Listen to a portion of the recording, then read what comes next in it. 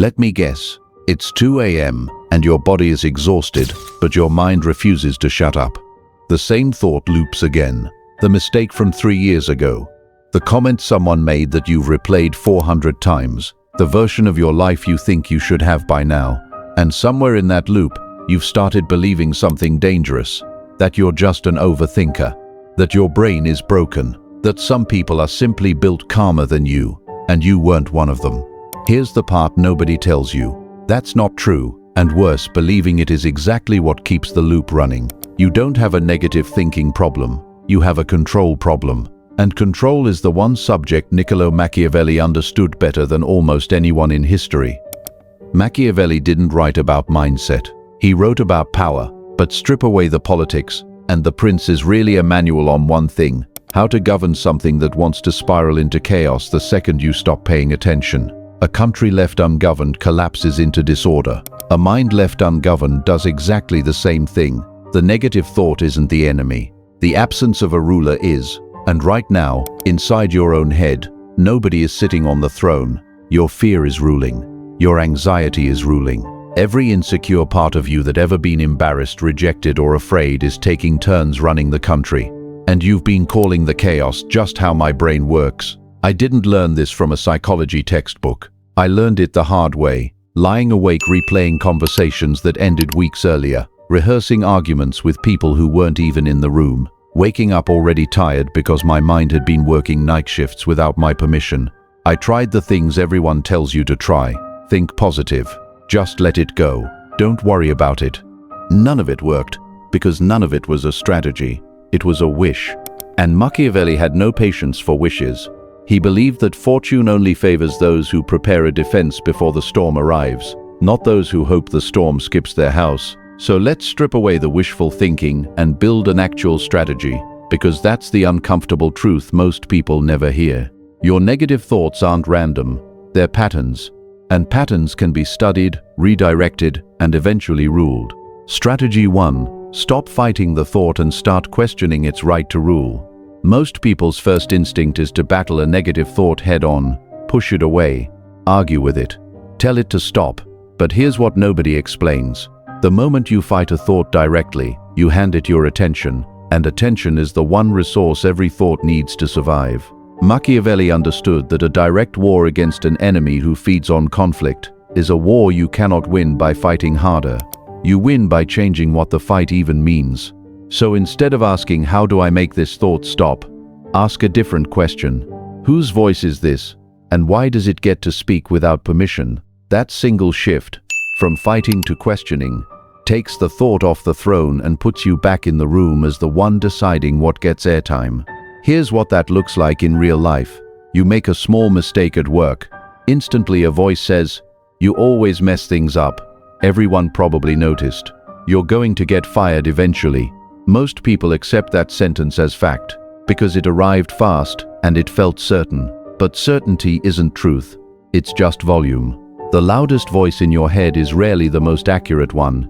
It's usually just the oldest one, some fear installed years ago that learned exactly which buttons to press. Once you start asking, whose voice is this, you stop mistaking old programming for present-day reality.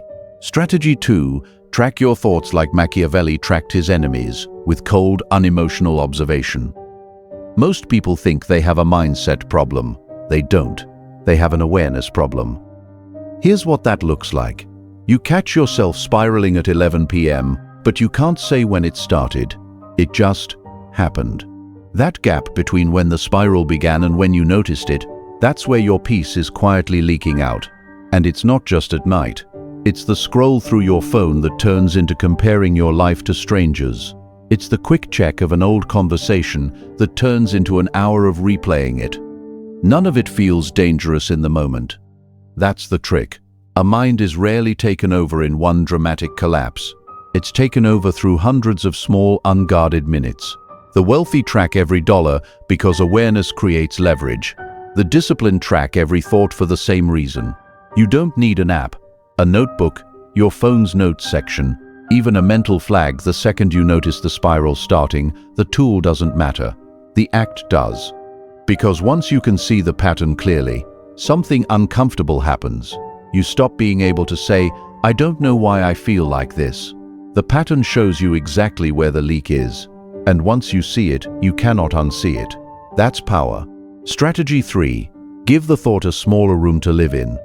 Machiavelli believed that a threat left to roam free grows stronger than a threat that is contained. So contain it. This is where most self-help advice fails you, because just stop thinking about it is not a real instruction. The mind cannot process a command to not think about something without first thinking about it. What works instead is scheduling it. Give the thought a specific 10-minute appointment later in the day. When it shows up at 9 a.m., demanding your attention, you tell it calmly, "Not now. You have an appointment at 7 p.m. This sounds almost too simple to work, but here's what's actually happening underneath it. You're not suppressing the thought, which never works long-term. You're demonstrating to your own mind that you, not the fear, decide the schedule. And a mind that learns it's not in charge of the schedule slowly stops trying to seize control at random moments. Now pause for a second. Think about the thought that's been running your last few weeks. Not the surface version, the real one underneath it. Put it into 1 or 2 words in your mind, because naming it accurately is the first real step most people skip entirely. And if you go deeper into this way of thinking, quiet observation, structured control, real command over your own attention, you start to realize something else. The peace you thought you didn't have wasn't missing. It was being spent, quietly, in ways you never questioned. And until you expose where it's going, no amount of positive thinking will ever be enough. That's exactly what we're getting into next. Strategy 4. Understand that the mind fills every empty room, so you have to be the one who furnishes it. Machiavelli warned that a ruler who leaves territory undefended isn't being neutral. He's inviting invasion. The same is true for your attention. If you don't decide what occupies your mind, something will occupy it for you. And it's rarely something calm. This is why boredom is more dangerous than people realize. The moment your mind has nothing structured to hold onto, it reaches for the last unresolved thing it was carrying. Usually fear, usually shame, usually some version of what's wrong with me. This is why the most psychologically stable people you know aren't the ones with the fewest problems. They're the ones with the most structured minds. A book they're working through, a skill they're sharpening, a project with a clear next step, not to escape their thoughts, but because a mind with somewhere productive to go doesn't go looking for trouble. Machiavelli himself lived this. After he was exiled from Florence, stripped of his position, and cut off from the political life he'd built his entire identity around, he had every reason to spiral. He was isolated, humiliated, and by his own letters, deeply depressed. But instead of letting that empty, ungoverned space fill itself with despair, he furnished it deliberately. Every evening he wrote. He studied history. He built something. And what came out of that structured discipline during his lowest period wasn't a breakdown, it was The Prince, one of the most influential books ever written. The exile didn't destroy him. The unstructured mind would have. The work is what saved him. Strategy 5. Stop asking, "Why do I feel this way?" and start asking, "What does this feeling want me to protect?" This is the deepest shift, and it's the one most people never reach. Negative thoughts aren't malfunctions. They're overprotective guards. Anxiety is trying to prevent a repeat of something that once hurt you. Self-criticism is trying to get ahead of rejection before someone else delivers it. Even the darkest spirals are, underneath, a distorted attempt at self-protection. Machiavelli never wasted energy hating his enemies. He studied them because understanding a threat is always more useful than resenting it. Do the same with your own mind. When the negative thought shows up, instead of asking why you're broken, ask what it's actually guarding. Most of the time, the answer is smaller and more human than the thought itself. It's not "you're worthless." It's "I'm scared of being hurt again the way I was before." Once you can see the fear underneath the noise loses most of its power, because you're no longer fighting a monster. You're managing a guard who's overreacting, and guards can be retrained. Now here's where it gets uncomfortable, because once you start applying real control to your mind, a new problem shows up, quieter than the spirals ever were.